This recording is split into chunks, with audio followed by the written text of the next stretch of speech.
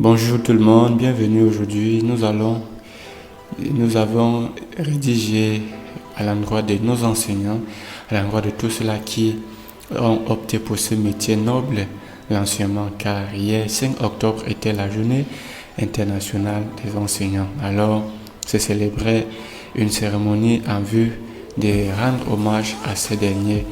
Et c'est ainsi que nous aussi, nous avons rédigé ces quelques mots pour un vibrant hommage à nos collaborateurs, à nos conseillers, à nos enseignants, à nos mentors, à ceux-là qui nous ont inspirés dans le passé. L'enseignant ne peut donner la dignité aux autres s'il ne devient le paradigme de toute dignité. Alors, aujourd'hui, je voudrais m'écriser sur le fil de l'enseignement. Je veux dire, m'arrêter sur la figure de l'enseignement dont la journée internationale a fait objet hier. Comme je le disais, je voudrais avant tout rendre grâce à Dieu pour ce corps de métier qui, normalement, laisse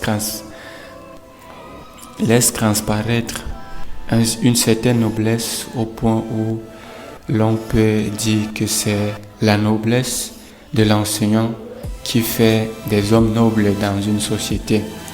Tout ce que l'enseignant fait doit être normatif. Il n'est pas un simple transmetteur de connaissances. Il y a avant tout celui qui transmet je dirais, le savoir-être, parce que lui, et à lui seul, il est entièrement normatif. Il doit être obéi par les apprenants. Il n'est donc pas juste que l'enseignant soit soumis à l'obéissance des jeunes apprenants qui ne savent pas gouverner leur propre corps. Cette histoire des droits des enfants nous avait semblé un luxe tant que nous croyons que c'était pour leur bien. Voilà, donc aujourd'hui nous croyons que c'était plutôt le droit à la destruction des enfants. Les voilà drogués, alcooliques, esclaves sexuels, homosexuels, car ceci s'expose à tous ces mots. Oui. Et puis, ces élèves sont désormais d'une rare violence qui va jusqu'à meurtre des enseignants. C'est cela qui arrive lorsqu'on donne le pouvoir à un insensé. Oui, c'est cela. Et puis, que signifie le projet qui consiste à affamer et envahir l'enseignant?